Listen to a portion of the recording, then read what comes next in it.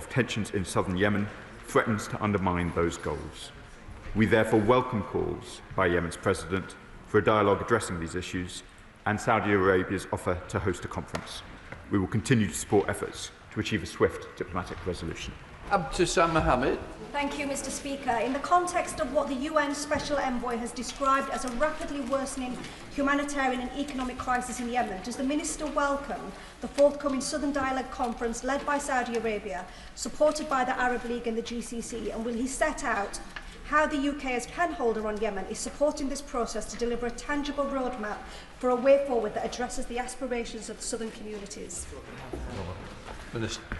Mr. Speaker, I do welcome Saudi Arabia's Southern Dialogue Conference. It's supported by the Arab League and the GCC, and it is a vital step amid a worsening humanitarian and economic crisis. As UN pen holder, the UK is actively supporting this process through sustained engagement with Saudi leaders, the UN Special Envoy and regional partners to help shape a credible roadmap that reflects southern communities' aspirations. David Mundell. Thank you, Mr. Speaker. In his statement on the 5th of January, the Minister referenced the United Arab Emirates' then call for a ceasefire. What discussions has there been since then with the United Arab Emirates, and is that still their position? We have been in regular dialogue with our allies in the United Arab Emirates. As I understand, their position remains in support of a ceasefire. I know there are extensive dialogue, not just with us, but with some of their other Gulf partners on these questions as well. Anna Dixon. Number 2, Mr. Speaker. Secretary of State. With permission, Mr. Speaker, I'll answer questions 2, 14, 20 and 24 together. The humanitarian crisis in Gaza is still in dire situation because of the winter conditions and a lack of urgently needed aid. Last month, we were pleased that UK-funded tents had entered Gaza to provide critical shelter for 12,000 people, and the government is matching £3 million of donations to the DEC Middle East humanitarian appeal. But far more still needs to be done. We still need much greater access through crossings and barriers to aid lifted in order to deal with this humanitarian crisis. Anna Dixon. And the Secretary of State for her response. We've all witnessed the unfolding catastrophic humanitarian disaster in Gaza, exacerbated by the collapse of the Gazan health system and the suspension of aid delivery. I'm therefore shocked that the Israeli government plans to prohibit some 37 international NGOs from operating in Gaza and the West Bank, including Médecins Sans Frontières, ActionAid and the Norwegian Refugee Council. So could the Secretary of State outline what steps the government has taken to prevent this and what more it intends to do?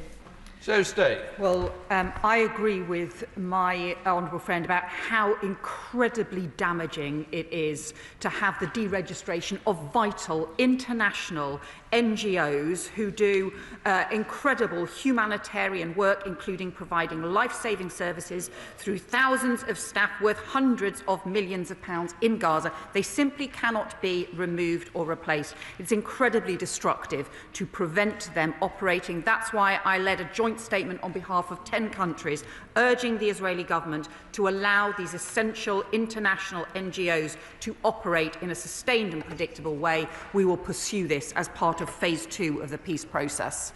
Dr. Peter Prinsley. Thank you, Mr. Speaker. I thank the Secretary of State for her answer. My surgical colleague, Mr. Rabour of West Suffolk Hospital, spent a month last year in Gaza at the Nasser Hospital. I met him last week and he gave a graphic description of the situation in and around the hospital. He's one of the brave NHS workers of whom we can all be intensely proud. Now, access to humanitarian aid, as we have said, is very difficult, and many international recognised agencies are lately banned, as indeed I am myself banned. What further representation can we actually make to resolve this? For surely it is in the interests of all people in Israel and in Palestine for this fragile peace to be preserved. So State. Well, I agree with my honourable friend. We need to maintain this fragile ceasefire, but also make progress for peace and also ultimately for the two-state solution that is in the interests of the people of Israel and the people of Palestine.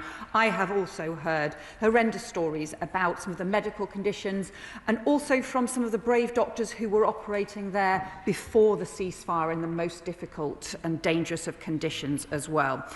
We are very clear that the humanitarian support that needs still to be surged must include medical supplies, must include healthcare support, and not only is this an issue we are raising continually with the Israeli government, we are also raising this as part of phase 2 of the peace process. Andy MacDonald.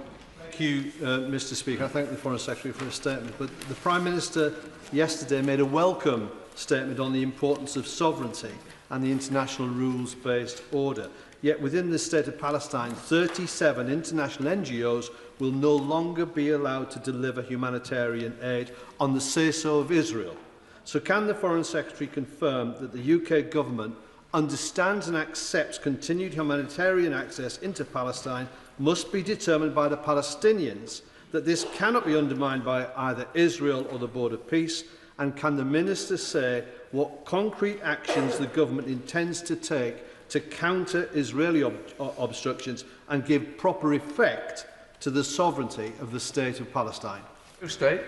Well, I agree with him about the destructive impact of deregistering these NGOs. Part of the 20-point plan that Israel signed up to, that all countries signed up to, that President Trump set out, was about substantially increasing humanitarian aid and support in Gaza. Instead, this takes us going backwards. I do think it's significant that the Palestinian Committee, the Palestinian Administration Committee for Gaza, has now been set up. I have continually pressed in all of the international discussions that that committee should be able to take responsibility for significantly increasing humanitarian aid. Jasmine Qureshi. Thank you, Mr. Speaker. Even during the ceasefire, Israel is blocking humanitarian aid into Gaza, whilst at the same time pushing ahead on illegal settlements in Area E. And these alleged settlements, which has been described by the UK government as flagrant breach of international law. So does the Foreign Secretary accept that by these actions, Israel is saying, essentially, trying to bury the idea of a state of Palestine? And can I ask, apart from good words, what concrete action are we going to be taking to allow this to happen? State. Well, as my honourable friend knows, the UK took the historic decision to recognise the state of Palestine in the autumn, and we are clear that ensuring there is a two-state solution does also mean tackling illegal settlement expansion and settler violence. Alongside 26 international partners, we have condemned the E1 settlement plan and condemned the recent steps to further that plan, and I would urge Israel to listen to the weight of international opinion on this, because this needs to be part of delivering the 20-point plan and a just and lasting peace. Bob Blatton. Thank you, Mr. Speaker. The Secretary of State will well know that the terrorist group Hamas refused to disarm, and in fact they enforced their brutal rule on the Palestinian people. Equally, aid trucks that are desperately needed in Gaza are looted by the Hamas terrorists. What steps is the Secretary of State taking to make sure that the international aid that we all want to see given to the Palestinians is not looted and diverted to Hamas? Well, I think the honourable member raised two important issues there, because we do agree that the decommissioning of Hamas weapons is a central and crucial part of the 20-point plan. That is why the three issues we have continually prioritised have been the establishment of the Palestinian Committee, the increase in humanitarian aid, and the establishment of the process for the decommissioning of Hamas weapons. We put forward proposals based on our experience in Northern Ireland and expertise as well, but I do believe that this urgently needs to make progress as part of phase 2. Monica Harding. Mr. Speaker, there are reports that today, this morning, Israeli security forces arrived in the Sheikh Jarrah UNRWA compound in occupied East Jerusalem. Security guards were forced out of the premises and bulldozers subsequently entered the compound and began to demolish UNRWA buildings, and the demolitions are ongoing. If this is true, this is an unprecedented attack, not only against UNRWA and its premises, but constitutes a serious violation of international law and the privileges and immunities of the United Nations. What consequential action will the Foreign Secretary take if these reports are true? So state. Well, we have already had previously issues last month with issues around involving the Israeli authorities entering UNRWA's compound in East Jerusalem without prior authorization, and UN premises are inviolable under international law. So we have already raised this and condemned this, and it is immensely important that everyone recognises the important role that UNRWA plays. This year, the UK has committed 27 million to help UNRWA scale up life-saving aid, including food, water, shelter and medical care. Dr. Andrew Morrison. Thank you, Mr. Speaker. Pressure on the UK to join the expensive and dodgy-looking Gaza Board of Peace has been ramped up overnight by President Trump's messaging. Will the government politely decline the Gaza Board of Peace whilst reviewing its position on Chagos, given the US intervention overnight? So stay.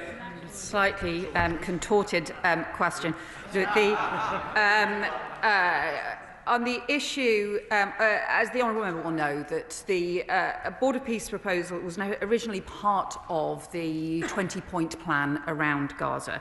The proposals that have been put forward now are very different from what had been previously expected around Gaza. So it's right that there are further international discussions underway on this, and all of those details are being discussed. We will see where that ends up. What I would say is, though, I think the critical issue now is the support for the Palestinian Committee, because Gaza should be run by the people of Gaza, by Palestinians, free from Hamas. And that is the crucial thing now that we need to support and ensure that they have not just the humanitarian support, but also the decommissioning of weapons and the support for their long-term future. Vicky Slade. Thank you, Mr. Speaker. The irony is, of course, that we already have a Board of Peace. It's called the UN, and President Trump is undermining it at every step. 5 days ago, a group of 22 UN experts deemed the ban on the international NGOs as part of a systematic assault on humanitarian operations and a step in a deliberate dismantling of Gaza's lifeline. 21 children have died of extreme cold in recent days. 7,000 tents have been swept away due to weather conditions. Foreign Secretary, we need to do more directly. If these NGOs can't do it, what is the government doing to get tents and shelter and heating into Gaza? Well, nothing can replace the UN or its charter. Let us be clear about that. It's the bedrock of multilateral cooperation and international law. And I met the Secretary General of the UN this weekend to reaffirm our support for the UN and the work that it does as part of the marking 80 years of anniversary of the United Nations this weekend. On the humanitarian issues, look, over 3,000 people have been affected by a new wave of heavy rains and strong winds across the Gaza Strip, even just over the last week, with huge concerns about hypothermia, collapsing shelter structures as well. That's why I also discussed with Tom Fletcher from the OCHA about what more we can do to ensure that support is being got into Gaza, and this has to be a priority for phase 2 of the peace process. Thomas. Mr. Speaker, as my right honourable friend has just alluded to, there are hundreds of thousands of displaced families in Gaza living in torn tents and roofless homes, exposed to the rain, freezing temperatures and with further storms due. So what further steps will she be able to take to persuade the current Israeli government to allow in the materials necessary for more robust shelter, particularly and immediately for families with young children? Foreign Secretary. Well, my honourable friend is right to raise the importance of this, because when you look at really the flimsy shelters that families are in, despite the terrible flooding that they have seen, despite the winter conditions, the impact that this is having, and also contributing to disease and further displacement as well. So we are continuing to urge the Israeli government to change their restrictions that allow the better quality, the provisions, the construction into Gaza, and to make sure that we can get those basic humanitarian needs met. That was the commitment that was made as part of the 20-point plan, not just by Israel, but by all countries. We need action to support that. Dr. Ellie-Charles. Thank you, Mr. Speaker. Given the, frankly, utterly extraordinary news yesterday that Donald Trump has invited Putin and Netanyahu to sit on the Board of Peace, does the Foreign Secretary recognise that it is clear that the Board of Peace is utterly unfit to contribute to the task of peace building? It also doesn't include any Palestinians and almost no women. Does she recognise that it is inappropriate for Britain to participate in it, or indeed Brits? And what does she suggest as an alternative? Foreign Secretary. Well, let's be clear. I think the most important organisation network now for the future of Gaza is the Palestinian Committee, the National Administration Committee for Gaza, made up of Palestinians. Gaza should be run by Palestinians. That is crucial, and that is what we should now be supporting to take forward. And then on the wider question, let's be clear, Putin is not a man of peace, and I don't think he belongs in any organisation with peace in the name. Shadow Minister Wendy Moore. Thank you, Mr. Speaker. This House needs the full facts regarding aid entering Gaza and why the government is not more engaged with the CMCC. So I'd like to ask the Foreign Secretary, what steps is she taking to support the disarming of Hamas and secure the immediate release of the remaining hostage?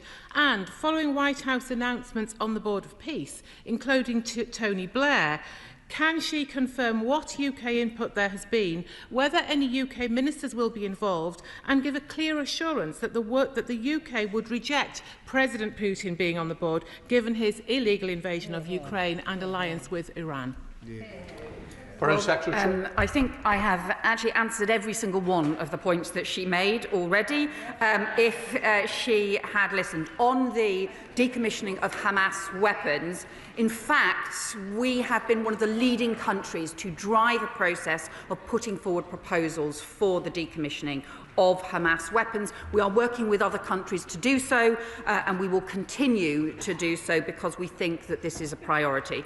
On the humanitarian work, there has been work done by the CMCC, but it goes nowhere near far enough, and we are seeing deteriorating conditions in many areas because of the winter conditions, and frankly, the removal of NGOs simply goes backwards. On the Board of Peace, it is different from what was proposed, and that is why international discussions are underway. We will see where they end up. But let's be clear, it is the Palestinian Committee and the Palestinian people who now to be leading the running of Gaza going forward. Helen Miller, Liberal Democrat spokesperson. Thank you, Mr. Speaker. The composition of Donald Trump's Board of Peace now looks increasingly like a rogues gallery, as we've heard, with President Putin being invited to join. Meanwhile, as the Foreign Secretary has said, the Palestinians have been left out of that board entirely, and it's increasingly clear that this is not about peace at all. I have two specific questions to the Foreign Secretary, which he has not yet answered. Can the Foreign Secretary tell the House whether government ministers have spoken with Tony Blair about his role? And will the Foreign Secretary categorically condemn these current plans and call instead for the United Nations to lead peace-building and reconstruction efforts in Gaza, with Palestinians at the heart of this?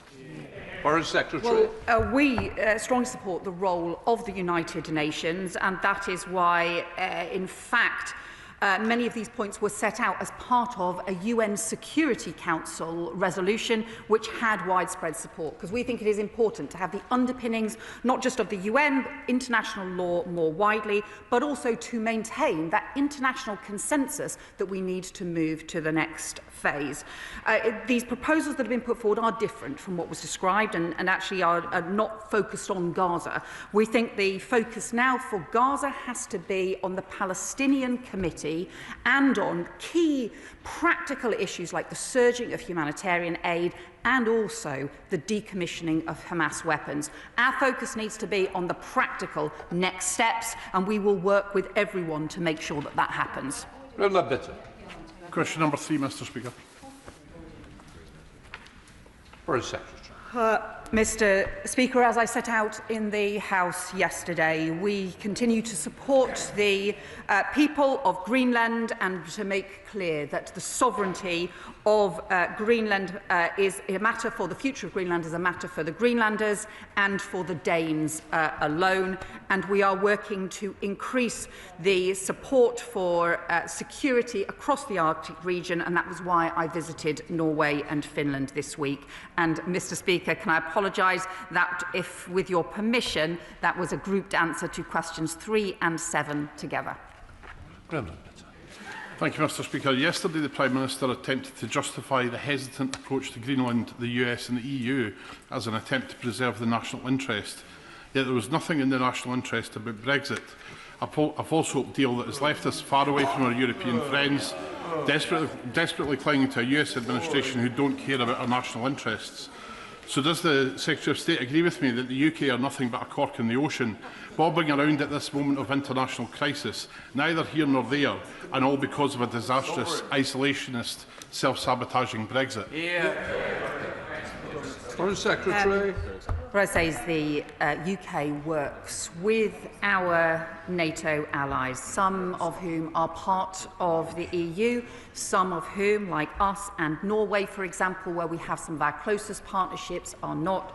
But we believe that this is about strengthening our Arctic security, because the Arctic is the gateway for the Russian Northern Fleet to threaten the UK, to threaten Europe, but also to threaten the US and Canada as well. So Arctic security is a transatlantic security issue. Manderson. Speaker, and I thank the Foreign Secretary for her statement yesterday. I welcome the renewed recognition of the Arctic's strategic importance to Europe's collective security and the need for NATO as a whole to develop a more credible deterrence posture. Can she provide a further update to the House on how the government is using its diplomatic influence within NATO to drive a more coherent long-term strategy for Arctic security rather than relying on individual national responses? Foreign Secretary. I welcome my honourable friend's question. We have proposed a stronger role for NATO on Arctic security. So just as NATO currently has a successful Baltic sentry and an Eastern sentry, we are arguing for an Arctic sentry that brings together the operations, the intelligence sharing, the coordination for countries right across the Arctic, and also countries like the UK, who are heavily affected by Arctic security, even though we are not part of Arctic security. And that is why we are substantially increasing our presence in northern Norway and working with Norway on new groundbreaking frigates. Colin Miller, Liberal Democrat spokesperson. Thank you, Mr Speaker. With his threats against Greenland and now against her partners, including the UK, Donald Trump has driven a presidential motorcade through NATO and the entire system of post-war security. I'm pleased that the Prime Minister yesterday made his objections to Trump clear, but words are not enough. We must show President Trump that his actions have consequences and that we will do this in concert with our allies, as we are much stronger when we stand together. Yesterday, the Prime Minister ruled out the idea of preparing retaliatory tariffs to use only in the event that the President carries through with his threats on the 1st of February. Does the Foreign Secretary agree with me that we should take no options off the table when dealing with a corrupt bully like President Trump? Foreign Secretary. The UK Prime Minister will always act in our national interests. That means pursuing Britain's security, pursuing Britain's prosperity and pursuing Britain's values. That is what he has done at every stage, and it's exactly why he was so firm with the President about our support for the sovereignty of Greenland. It is why we are working continually with our international allies and cooperating closely with other partners right across Europe to make sure that we are responding in a strong and firm way to prevent a trade war that will cause damage to UK industry, but also to US industry as well, and to build instead the collective partnership on security, which is what's in all our interests. Richard Quidley. Mr Speaker. Minister. Thank you, Mr. Speaker. There is no place for forced labour in our global economy, especially when the victims are so often women, children and persecuted minority groups. We are working through a range of multilateral bodies, including the G7, the UN and the OSCE, to eradicate forced labour from supply chains. And we are currently reviewing the effectiveness of our rules around the responsible business conduct to ensure the UK continues to set the global standard in the elimination of forced labour. Richard Quidley. I thank the Minister for his response. However, the UK's Joint Committee on Human Rights has warned that without stronger action, we risk falling behind the EU and the US and even becoming a dumping ground for goods produced with forced labour. Will the Government commit to introducing legislation that sends a clear and unequivocal message that the UK stands firmly against Uyghur forced labour and will not allow such products into our market? Minister. Can I thank my honourable friend for his question? We are clear that no company in the UK should have forced labour in its supply chain. We are committed to promoting and protecting human rights, including in Xinjiang, and we continue to work with international partners to hold China to account for their human rights violations. The Government's review of responsible business conduct is considering a range of policy options to tackle forced labour. Sir Alex Shelbrooke. Thank you, Mr. Speaker. But, Mr. Speaker, as his right honourable friend, the Energy Minister, insists that we must move as quickly as possible to renewables, may I ask the Minister what steps does he have in place to ensure that the 90% of processed materials for renewables do not include slave labour and human rights abuses? Minister. Can I thank him for his question? We of course support voluntary human rights due diligence in businesses as recommended by the UN in its guiding principles on human rights. And as I've already mentioned in answer to my honourable friend, as part of the Government's review on responsible business conduct, these will be part of the options we take forward as His Majesty's Government. Number 5, Mr. Speaker. Minister.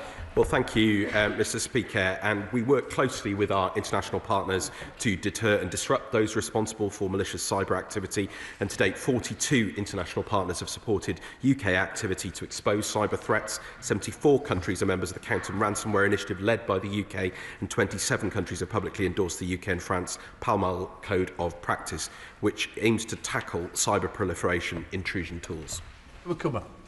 Mr. Speaker, the Minister will remember that when the Russia-backed Lockbit cybercrime network was smashed in 2024, it was the direct result of intensive collaboration between the United Kingdom, Europe and the United States, working together to defend Europe from Russia's hybrid attacks, which only seek to weaken our role in the world. Is this not a reminder that we are all safer on both sides of the Atlantic when we work together and never forget where the real threats to our national security come from? Minister.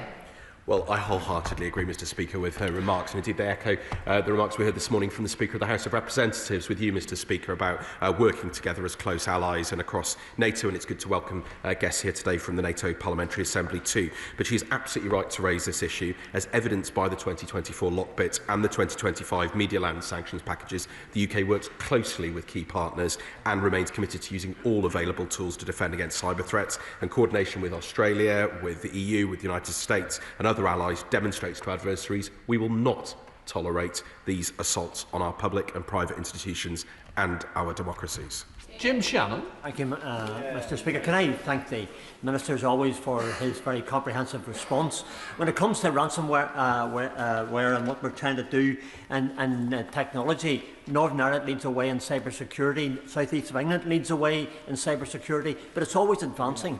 The Minister has responsibility to ensure that we're protected, I know that. At the same time, we need to ensure that the technology moves forward to equal our enemies or to outdo them. Can the Minister give us some assurance that that will happen and that Northern Ireland will be part of that? Thank you. Minister. Well, he rightly extols the virtues and skills of the excellent workforce in Northern Ireland and indeed across the UK on these issues. And I've had the pleasure, Mr. Speaker, of meeting with a number of cybersecurity companies. We're doing all we can to increase the skills chain and make sure that we can keep those steps ahead of our adversaries, because we will not tolerate this activity. It hits consumers and individuals here in the UK, it risks our national security, and we will work with others to defend this country. Shadow Minister Andrew Sterling. Thank you very much, Mr. Speaker. Iran is a cyber menace, committing digital warfare against democracies around the world and its own people, cutting internet most recently from its own citizens to hide the scale of the atrocities it is committing. So can the government outline whether it has any plans to use its own cyber capabilities to take on Tehran in its moment of weakness, and how it will prevent Tehran from evading tariffs by using cryptocurrency? Minister. Well, can I welcome him, perhaps his unexpected elevation, but welcome him to his position and thank him for his important question, which is on a very, very serious matter, which is the threat from our adversaries. And he is right to point out Iran. There are, of course, many others who are attempting to damage our national security, to hit consumers and individuals here in the UK. He will understand I'm not going to go into operational details on any matter relating to our cyber defences, but he can be assured that we keep the activities of our adversaries very, very closely in our mind, and we are taking steps to make sure we can defend this country against all threats from wherever they come. Blake Stevens. Question number 6, please, Mr. Speaker. Minister. Well, Mr. Speaker, the Chagos Archipelago Marine Protected Area is one of the world's most important marine environments, has been rightly been recognised by members across the House, and both the UK and Mauritius are committed to its protection. I can confirm to him that no commercial fishing will be allowed, but low levels of artisanal fishing will be permitted for the sustenance of the Chagosian communities, which is compatible with nature conservation, and we're working closely with Mauritius to ensure that adequate patrolling capabilities will be maintained after the Marine Protected Area enters into force. Blake Stevens. Thank the Minister for his response. A recent report from Yale University ranks Mauritius last out of 131 states for stringency in its marine protected areas, and a woeful 173 out of 180 for protection for biodiversity. Mauritius has even admitted it doesn't have capacity to patrol the area and is open to commercial fishing, and I recognise the response that the Minister just gave, but Britain has kept the Chagos marine environment pristine for 50 years. Why doesn't the government want to secure this legacy in law? Minister. Well, with the greatest respect, because I know he raises these issues with sincerity, I was just very, very clear, and it was on the 3rd of November that Mauritius announced the creation of the Chagos Archipelago Marine Protected Area, and they've confirmed that no commercial fishing will be allowed in any part of the MPA. We're working very closely with them on the issues around patrolling, working very, very closely to protect the environment. These are important issues, and I can assure him that we are absolutely seized of them.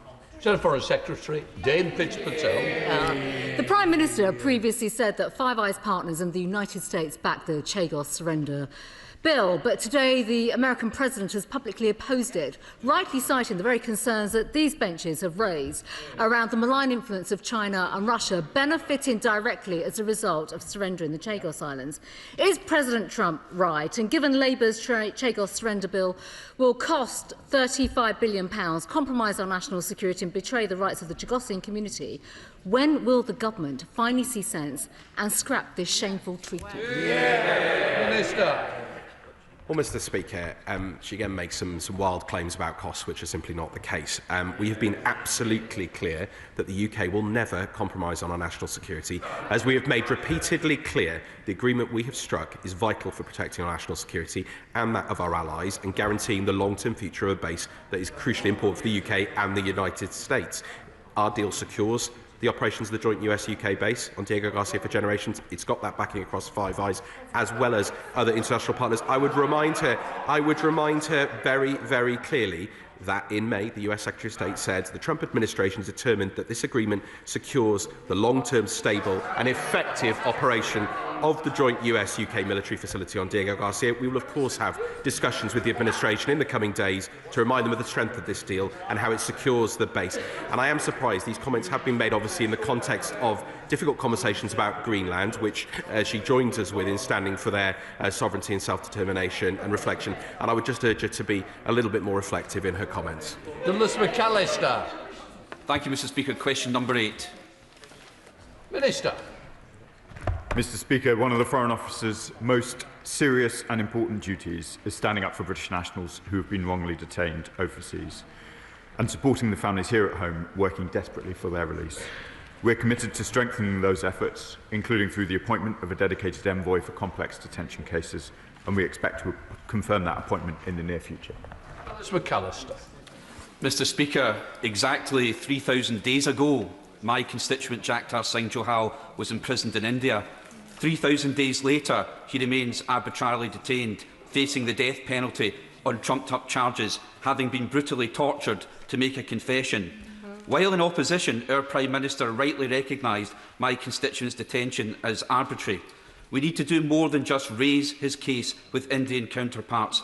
My constituent was acquitted in March last year of all charges, but now faces essentially 8 duplicate cases based on the same evidence. So does the Foreign Secretary or the Minister agree with me this is clearly double jeopardy as recognised under Indian, international and UK law? And will the government make that clear to Indian counterparts? Mr. Speaker, I thank my honourable friend for the persistence and the force of his advocacy for his constituents. Despite progress in Mr. Johal's legal proceedings, as he says, 8 of the cases against him remain outstanding. We continue to raise concerns about Mr. Johal's prolonged detention with the Government of India at every appropriate opportunity, emphasising the need for a prompt, full and just resolution of Mr. Johal's cases within India's independent legal system. Christian Jobber.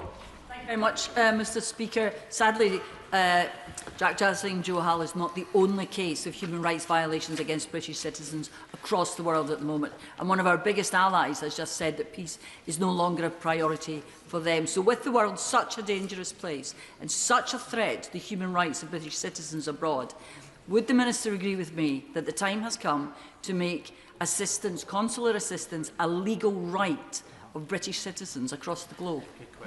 Minister. Mr. Speaker, we're committed to introducing a right for consular assistance. We'll return to this House with more detail about what form that may take. Ian Lavery. Minister. Mr. Speaker, we have consistently called on all parties to comply with their international humanitarian law obligations in Palestine, and where this government has had concerns about Israel's commitment to those obligations, we have taken decisive action. That has included stopping exports to the IDF that might be used in Gaza, suspending negotiations on a new free trade agreement, and last month voting in favour of a UN resolution which welcomed the ICJ's advisory opinion on Israel's obligations to allow life-saving humanitarian assistance to reach Palestinian civilians. Thank you, Mr. Speaker. In July 2024, the ICJ ruled that the Israeli occupation and settlements were illegal and must be ended and dismantled. Then in September 2024, the UN General Assembly gave Israel 12 months to bring to an end its unlawful presence in the occupied Palestinian territories. A deadline, Mr. Speaker, which has now lapsed by more than 4 months. Minister, why, after a year and a half, has the government still not published its response to the ICJ advisory opinion? Is there something we don't know, but perhaps we should? Mr. Speaker, I thank my honourable friend for the question. In that period, the UK has made a range of very significant determinations in relation to our policy in the Middle East. Of course, we continue to consider the Court's advisory opinion on Israel's occupation carefully. There is lots in that advisory opinion with which we agree, and is indeed already government policy. We agree settlements are illegal. We have already taken strong action against them.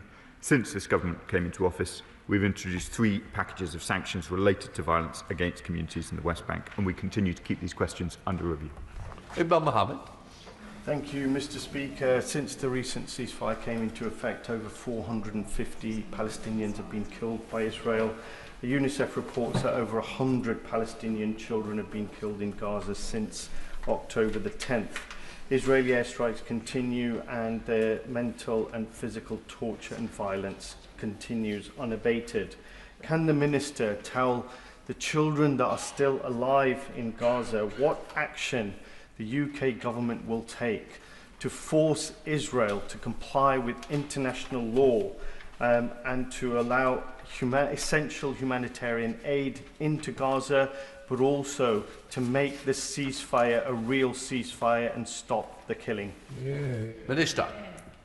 Mr. Speaker, I know how deeply so many of our constituents, indeed so many members in this House, consider these issues, raise these issues. We are continuing to take action in the way that the Foreign Secretary has already set out this morning, and those actions will continue. It is vital that the ceasefire holds, that we make progress in the 3 areas set out by the Foreign Secretary already, and that is the priority of these ministers. Ollie Glover. Thank you, Mr. Speaker. Question number 10, please. Minister. Thank you, Mr. Speaker. We are committed to international development, but we must modernise our approach to reflect the world we live in and the threats our country faces while maintaining economic stability at home. We are committed to meeting the ODA budgets that have been set out, but with less money we must focus on greater impact. Every pound must deliver for the UK taxpayer and the people we support, while we will sharpen our focus on humanitarian, health, climate and nature, underpinned by economic development. Glover. Thank you, Mr. Speaker. I thank the Minister for his answer. The United States government has cut funding for research and development into life-saving health solutions that help the world's poorest people. In this context, the UK has the opportunity to embrace world-leading scientists who are no longer welcome elsewhere. So will the government seize this opportunity to both continue progress on life expectancy in the global south and boost the UK's economy by increasing its spending on global health research and development? Thank you, Mr. Speaker. I can't comment on the US decision. It's a matter for the administration. In terms of our own support in the ODA context, as I've mentioned, one of those focuses now moving forward will be on health. And of course, we've announced previously to the House additional funding to tackling life-limiting conditions, particularly in the continent of Africa. So the work around health and life-saving work carries on. The conflict in Sudan is affecting millions of people, including thousands of women affected by horrific sexual violence. I've been hearing from aid workers on the ground who are working with those women. Can the Minister assure the House that despite aid budget cuts, support for the women victims of sexual violence in the conflict of Sudan will not be cut? Minister. Can I thank my honourable friend for her question, Mr. Speaker? I know what a huge issue and important it is to all members across the House. I can confirm that additional funding has been allocated in relation to the Sudan conflict. We are, of course, calling for the violence to end, and particularly for the violence that is targeted at women and girls. And I can assure her that part of this continuing funding is in supporting and trying to tackle the very extreme levels of sexual violence that women are experiencing in Sudan. Sir Andrew Mitchell. Of course, Mr. Speaker, as the Minister will know, part of the ODA budget goes to invest in businesses, creating employment in the poorest parts of the world. For example, through BII, British Investment International, undoubtedly now the best DFI in the world. Will the Minister continue to ensure that BII receives injections of capital so that they can go on doing this brilliant work and earning a decent return for the British taxpayer? Minister. Can I thank the right honourable gentleman for his question? I'm pleased to say that the International Development Minister, Baroness Chapman, in the other place, is due to meet imminently with the group, and we will continue to work, indeed in my conversations with nations in the ODA context, about how we can do more support for business as one of the changes of how we'll see ODA working moving forward. David Tell. Thank you, Mr. Speaker. I hate to disagree with my colleague opposite, who I respect greatly, but I do wonder, in the era where we have less money, whether we do need to focus on reaching the poorest people the most. And there are other models, including the International Finance Facility for Education, the International Finance Facility for Immunisation, that offer ways in which we can leverage in much more money. By putting in a small amount, we can leverage up to 4 times more money out. So would ministers meet with me and a Treasury Minister to discuss proposals like this, so that we can look at innovative forms for development finance in an era of less ODA?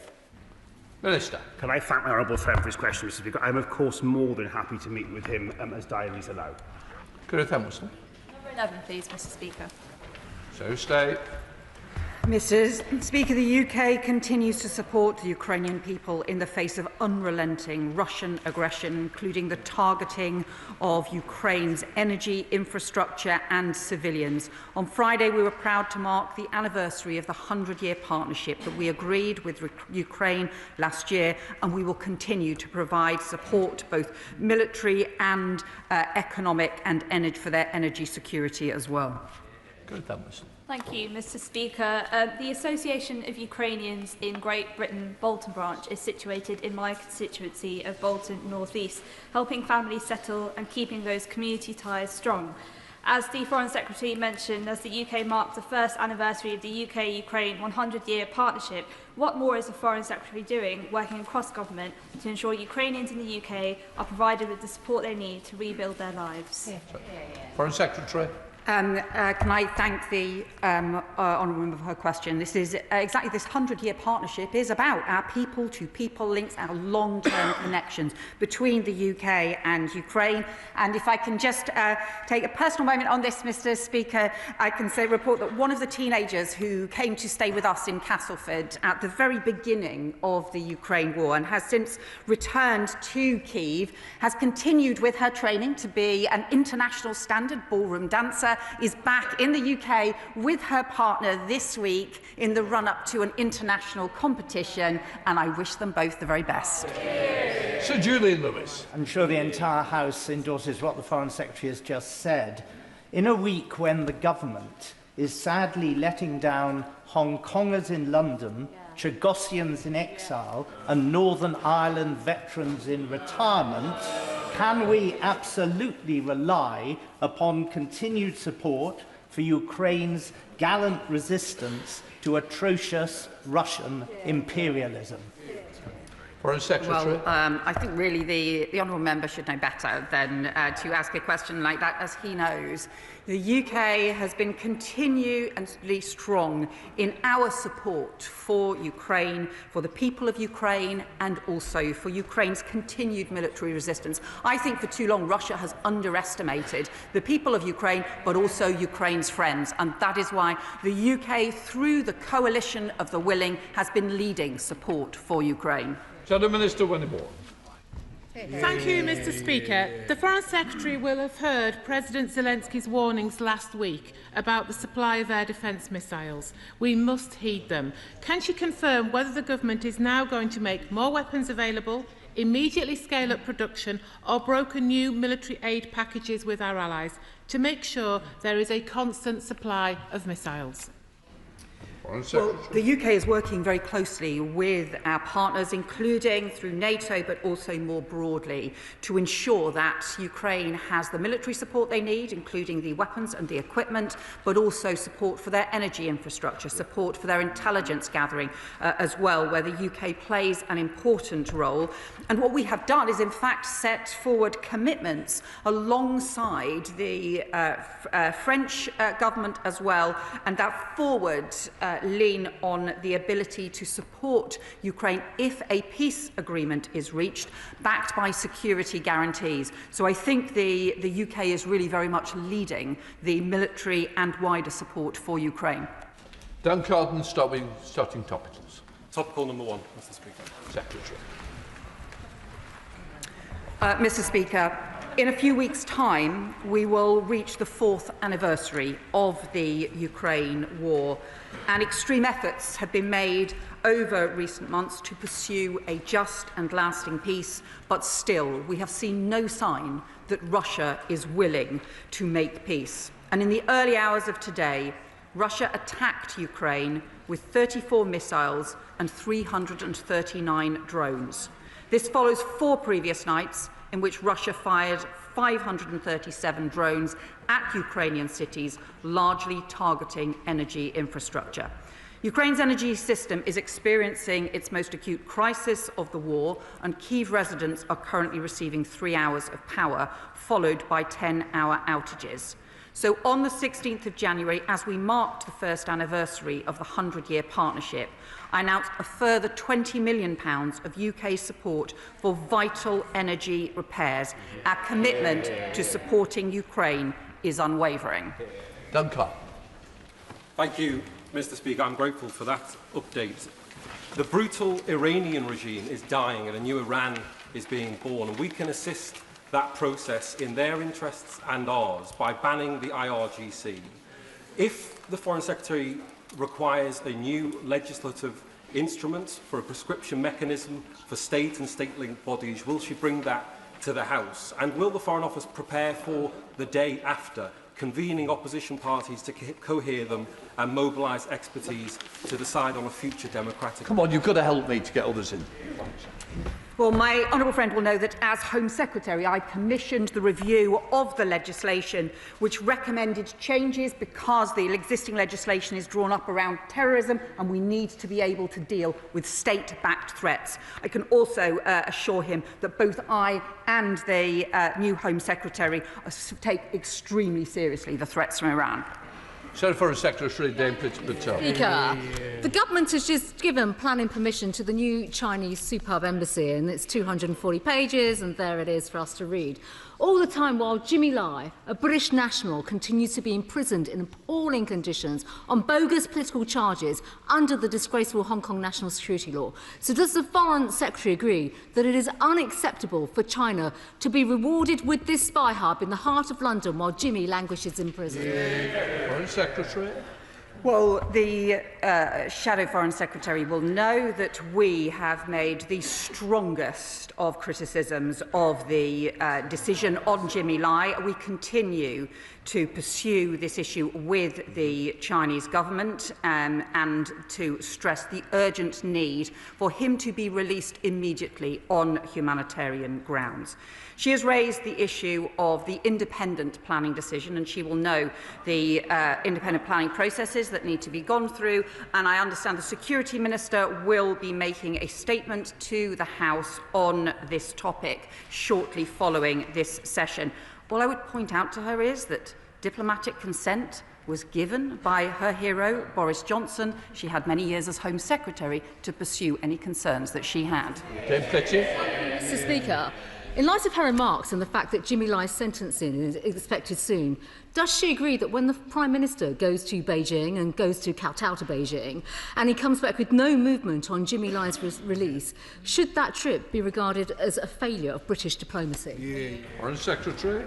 Well, we believe it is exactly because we have deep concerns on issues around Jimmy Lai and the need for his urgent humanitarian release, but also on wider security issues that we should engage with the Chinese government. Refusing to engage with the Chinese government when we have such serious issues and concerns would actually be irresponsible. Rinder Singh Josam. Thank you, Mr. Speaker. I recently visited the Lodge Community Centre in West Bromwich to meet with 5 of the 25 young people who had arrived in the UK from Gaza to receive specialist medical attention, and they were present there with their families at a fund day put on by the Yemeni Community Association. I spoke with them about their experience in Gaza, their journey here and here in the UK. So can the Minister tell the House what learning has the Department taken from the programme so far, in particular the support required by the young people and their families whilst they're in the UK, and is it the intention to expand the project further? Minister. Mr. Speaker, as the House will be aware, we've supported a number of sick and injured children to leave Gaza. I'm very proud of our work in this area. We work closely across government, including with our colleagues in DHSC, MHCLG and indeed with local authorities, to ensure that children and families arriving in the UK receive the help and support they need. In relation to future plans, I'm sure I'll return to the House in due course. Joe Roberts. Thank you, Mr. Speaker.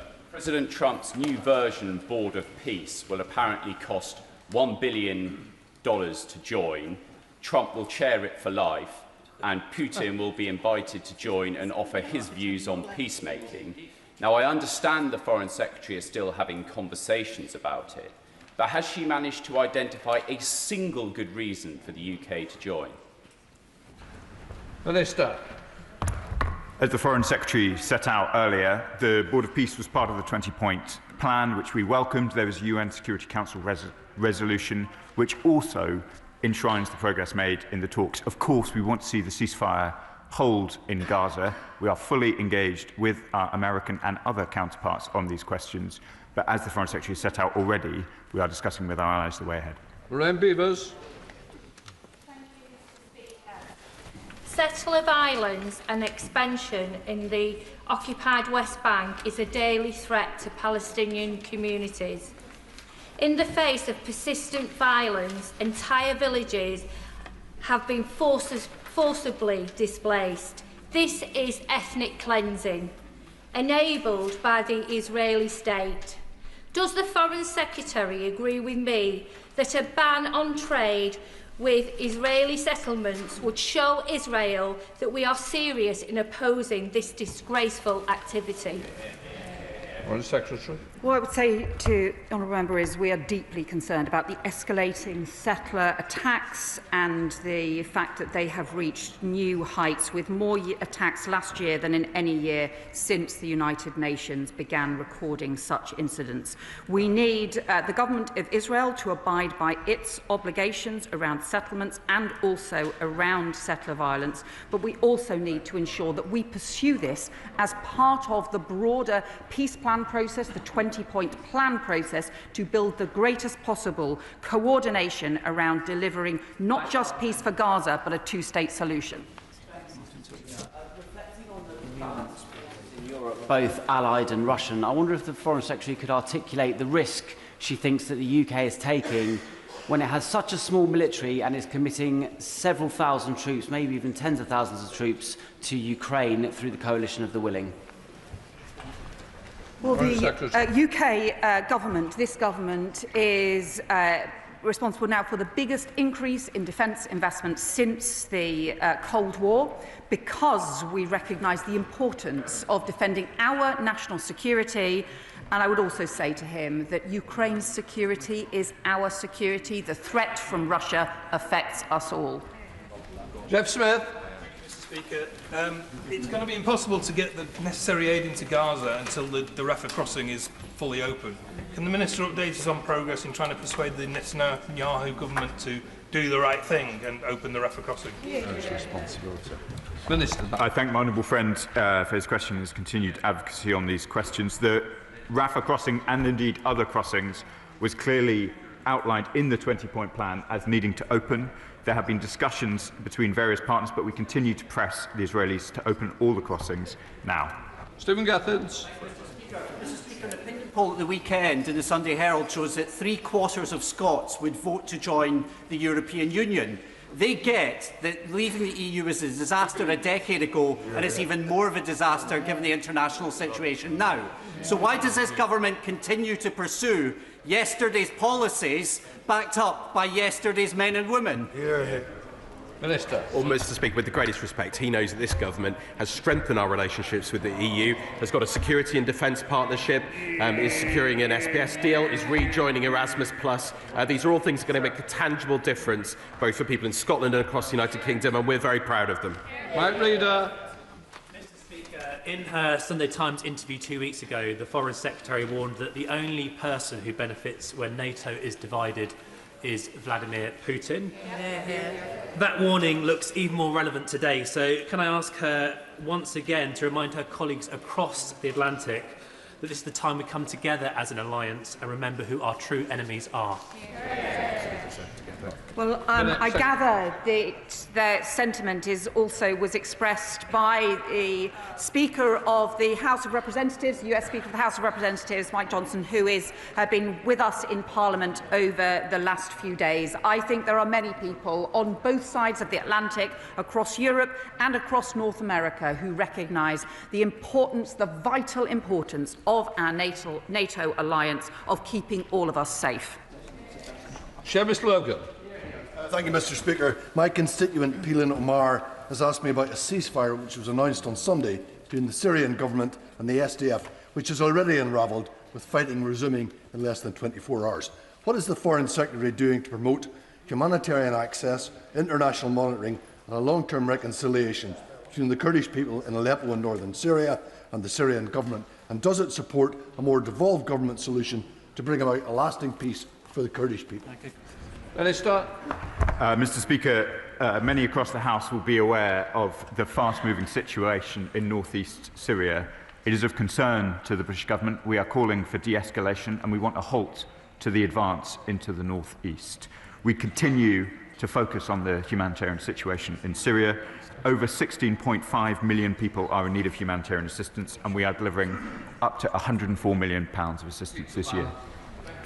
Could I ask the Minister what action the UK Government is taking to support Tamils in seeking justice for past and current injustices?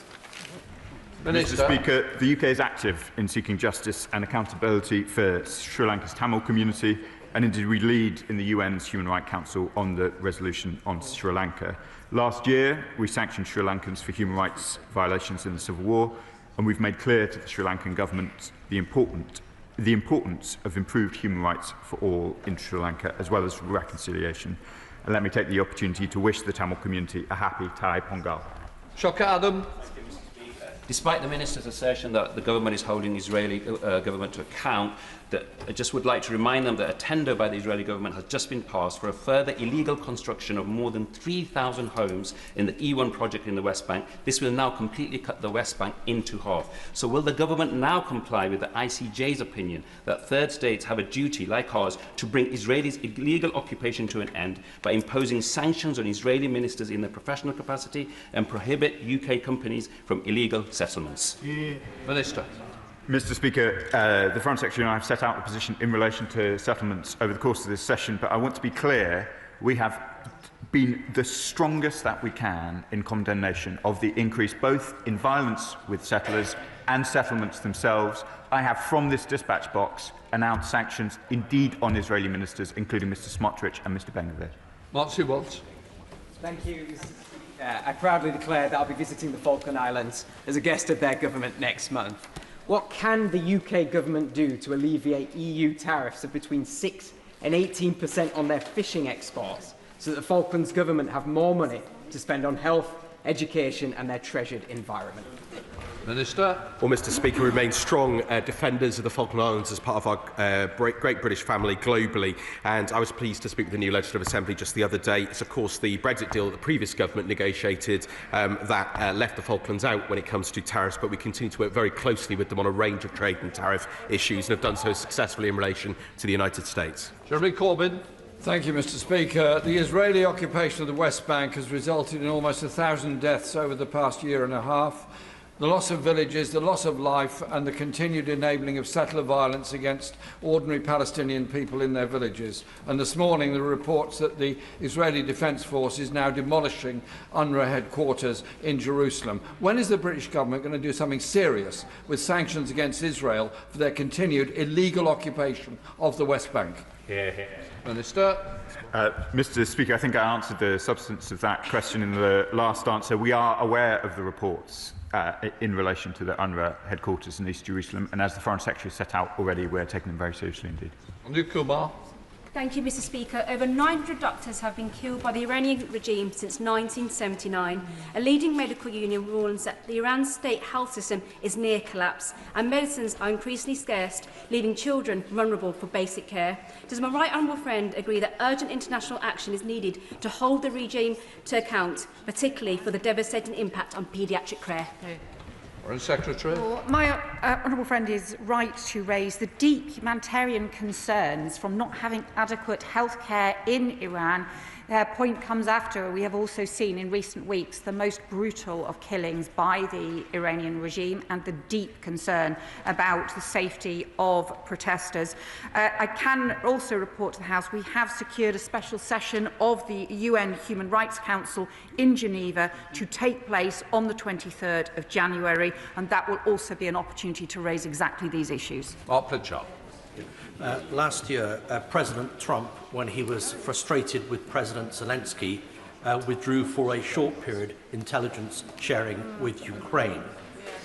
Can the Foreign Secretary oversees GCHQ and MI6 assure the House and my constituents that should such a threat at some point develop from the White House, that intelligence sharing will be withdrawn, even for a temporary period, with the United Kingdom, that the Foreign Secretary will remind the US President and her counterpart that this Five Eyes partnership keeps Americans safe every single day of the week as well? Foreign Secretary. Well, I can say to the honourable member that I first had visits in Washington about the strengths of the Five Eyes partnership and meetings, including meetings with the CIA and others, more than 25 years ago. Our Five Eyes partnership runs back many generations now and is deep and important, and also continues to take incredibly seriously the threats from Russia in Ukraine. Marshal de Cordova. Thank you, Mr. Speaker. With 2 out of 3 FCDO-funded programmes dedicated to disability inclusion coming to an end this year, what targets will this government set to ensure that its remaining programming will prioritise and can be accessed by disabled people, 80% of whom live in the Global South? And can the Minister also offer some assurances that there will be sufficient capacity within the FCDO to support disabled people across the globe? Minister. Can I thank my honourable friend for her question? The UK has long promoted global disability rights, and our global programmes are supporting disability inclusion in health, education, employment, plus access to innovative assistive technology. In addition to our work mainstreaming disability inclusion across FCDO's priorities, the UK is co-chairing the Global Action on Disability Network to strengthen international coordination on disability rights and accelerate this progress, including in the Global South. James Wilde. Thank you, Mr. Speaker. The Iranian regime is killing protesters in their thousands, and the communication blackout is enabling abuses to happen away from the public view. The Minister said yesterday they must restore the internet. What is the government doing with partners so we can hear the voices of these freedom fighters? Minister. As I said to the House yesterday, Mr. Speaker, we treat the blackout of the internet in Iran as a breach of the human rights of the Iranian people. We continue to work on this with our partners for the reasons that my ministerial colleagues have set out. I won't give further commentary on operational business. To Danny Chambers. Mr. Speaker, allies do not threaten each other, either military or economically, and so the whole House will be troubled by comments from the Trump administration over the last couple of days. What is the Foreign Secretary doing to communicate with our NATO allies to the Trump administration how unacceptable this is, and what are we doing to ensure the integrity of our NATO alliance? Foreign Secretary. Well, the honourable member will know the Prime Minister has spoken to the President. I have spoken to Secretary of State Rubio. As I set out in the statement yesterday, tariff threats are no way to treat allies, but it is also important now we strengthen our international cooperation on issues like Arctic security, whilst respecting sovereignty and collective security, and that means the sovereignty of Greenland at its heart. John Whitby. Speaker, Israel is the only country in the world that automatically and systematically prosecutes children in military courts, trying between 500 and 700 Palestinian children this way each year. According to Save the Children, these children are at serious risk of contagious disease, hunger and abuse. Can the Minister reassure me that the government is doing all it can to put pressure on the Israeli government to end this practice? Minister. Mr. Speaker, we are deeply concerned about the detention of Palestinian children by the Israeli military, and indeed about the allegations that he refers to. The UK calls for all reports to be fully investigated. The arrest and detention of children must follow due process in line with international juvenile justice standards, and we call on all parties to the conflict to grant the ICRC immediate and unfettered access. Andrew Rosenthal. Mr. Speaker, sir, will the Foreign Secretary explain that if, and rightly so, she supports the self-determination of the Greenlandic people as part of the Kingdom of Denmark, why does she not also support the self-determination of the Chagosian people to remain a British overseas territory? Foreign Secretary. I'll just say to the honourable member, he likes to call himself a patriot. He has just joined the party that is the weakest on Russia, a country that threatens our country, and yet led by a leader who has continued to question the role of Russia beginning the Ukraine war, the role of NATO, and also even in the Salisbury killings. I think he should look a little bit inwards before he tries to make points in here. Chair of the Select Committee, Sarah Champion. Thank you, Mr. Speaker. Foreign Secretary, given the scale of the FCDO planned budget reductions and significant staffing cuts, what assessment has been made of which policy areas will be deprioritised as a result of these measures? What redundancy mitigation steps have been undertaken in line with the 2016 civil service protocols, and how these changes are expected to impact both UK personnel serving overseas and country-based staff? Well, my honourable friend will know as that we have been doing extensive work to ensure that the Foreign Office is focused on the key priorities and also in delivering for the national interest. She will know too that there was an expansion in the staffing, including the UK-based staffing of the Foreign Office quite significantly over the previous 5 years, and actually it is right that we ensure the Foreign Office is now most focused on both the national security issues, the prosperity issues, and also many of the issues she and her committee are concerned about around international development as well, and will continue to provide information to her committee on this. Bobby Moore. Mr. Speaker, a 14-year-old child, the son of my constituent Mr Greaves, has been detained by the French state for 440 days. He's a British citizen with no dual nationality. He has had no schooling in that period of time, and most concerning of all, has not even received a single welfare visit by the British consulate, despite having been chased many times. So will the Foreign Secretary intervene personally in this case and meet with me to be able to secure a welfare visit? Mr Speaker, I'll be happy to meet with the honourable gentleman to discuss the case. Alex Sobel. Thank you, Mr Speaker. Last week, Uganda held elections. There were wide-ranging accounts of people being prevented from going to polling stations, ballot stuffing. In one polling district, there were more votes cast than there were electors. Now there's widespread violence, and the son of the so-called president of Uganda has threatened to murder the leader of the opposition, Bobi Wine, who lost the election. What can the Foreign Secretary tell me about the veracity of the elections, what she's doing to protect British citizens in Uganda and to ensure the safety of members of the NUP there as well? Can I thank him for his question? We have consistently advocated for peaceful and credible elections and encourage any disputes to be addressed through peaceful and legal means. In relation to the opposition leader, we've engaged across the political spectrum to advocate for peaceful elections, and including for the opposition candidates to be able to campaign freely and safely, and we continue to do so, including through our High Commission. Dr. Pinkerton.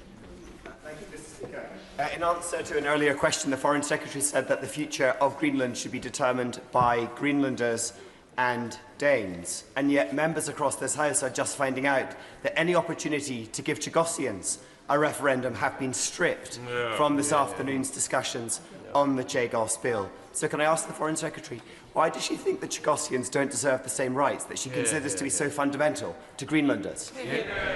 Well, Mr Speaker, he knows we're going to be discussing these issues this afternoon. We'll have ample time to discuss them. He's got amendments down, and of course he knows that we've engaged extensively with Chagosian communities, and I have myself included. Thank you, Mr Speaker. Yesterday, the ICC's Deputy Chief Prosecutor said atrocities would be repeated in Sudan from town to town unless impunity for belligerents ended. So can I ask, what measures the UK Government has been taking to make it clear to the SPLM-N, as well as to the RSF and SAF, that they must protect civilians and let aid through? Foreign Secretary. Can I thank my right honourable friend for raising this, because the continuing humanitarian crisis and horrendous violence in Sudan is deeply troubling, and I worry this is not getting sufficient international attention. I have discussed this extensively with the UN Secretary General this weekend about what further action can be taken and what concerted pressure can be put on any country that has any influence on the warring parties. We urgently need a ceasefire, but we also need an end to the horrendous and brutal violence, particularly the sexual violence towards women. Mr Speaker, through his new folly over Greenland, President Trump is increasingly bringing the UK closer to Europe. Would the UK allow European forces, at Denmark's request, use UK's command infrastructure for operations in and around Greenland? Minister. Well, the Honourable Lady knows that we already work very closely with Denmark, of course, in NATO, and indeed the Foreign Secretary made clear our desire for an Arctic Sentry programme, and of course we work with other partners in the High North, in the GEF, so we already work very closely together. Sarah Coombs. Speaker, last week I met a mother from my constituency who told me a terrible story. In October, her daughters were taken supposedly for a day out at the fair by their father, but they never came home. It seems he has abducted them and taken them out of the country, either to Afghanistan or Pakistan. Oh my God. Can the Minister set out what the government can do about these kind of abductions, and will they meet with me to discuss how we get these little girls home? Minister. Of course I will, Mr Speaker. Final question, Colin Lockhart. Mr. Speaker. Yemen is now the third most dangerous country in the world to be a Christian, according to Open Doors World Watch List, which was released last week. Since January, over 50 Yemenis Christians have been arrested and imprisoned, facing intimidation, interrogation and risk of torture. Will the Minister explain why freedom of religion and belief is not made a clear prerequisite for continued aid, UK aid, with robust monitoring on the ground? Mr. Speaker, I'm grateful for an opportunity to comment on aid into Yemen. As I'm sure the honourable member will know, there are significant restrictions on aid into the north of Yemen, where the Houthis are in control. It is rather easier in the south of Yemen to get aid in, but given the events referred to earlier in the session, this remains complex. We continue to prioritise the freedom of religious belief, including through our excellent envoy, a member in this House, and I'm very happy to meet with the honourable member to discuss these issues further. That completes questions. We'll let the front bench change over.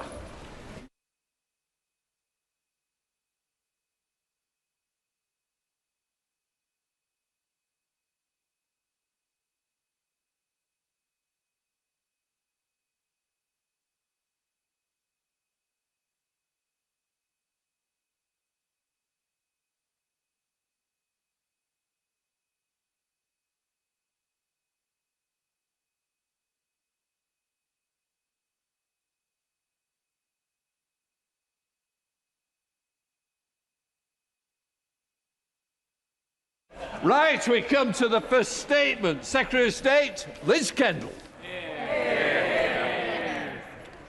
Thank you. With permission, Mr. Speaker, I'd like to make a statement on the next steps this government will take to keep children safe online and give them the childhood they deserve.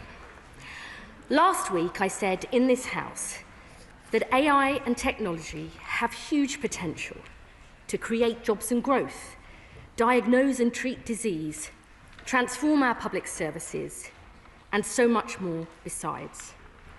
But this government knows we will only seize this potential if the benefits of technology are felt by all, not just a few at the top, and above all, if people know they and their children are safe online. We've already made significant progress on this crucial issue. The Online Safety Act brought in one of the most robust systems globally, with groundbreaking steps to tackle illegal content and activity and to protect children from harmful and age-inappropriate content. But we have long known there is more to do. My first act as Secretary of State was to make online content that promotes self-harm and suicide a priority offence. So platforms must take proactive steps to stop users seeing this material in the first place and to swiftly take it down if it appears. We have also made intimate image abuse and cyber flashing priority offences. And we've introduced an offence in the Crime and Policing Bill to criminalise AI models which have been optimised to create child sexual abuse material. 8 days ago, in response to the abhorrent and illegal spreading of sexualised deepfake images of women and children without their consent by Grok, I said we would uphold British values and British laws. That we would fast-track legislation making it an offence to create non-consensual intimate images, and that I would make this a priority offence under the Online Safety Act too. Since then, I am pleased to say X has announced it will ban the generation of intimate images of real people, something that will be carefully monitored, but which I and the government have welcomed. But, Mr. Speaker, the story does not end there. I know up and down the country, parents are grappling with how much screen time their children should have, when they should give them a phone, what on earth they are seeing online, and the impact all of this is having. Yesterday, I met with bereaved families who have suffered the most unimaginable tragedy as a result of what their children have experienced online. One of the most devastating discussions I've ever taken part in, and I pay tribute to their courage and dignity. I know that many parents are deeply worried about a whole range of other impacts on their children. The consequences for their mental health, their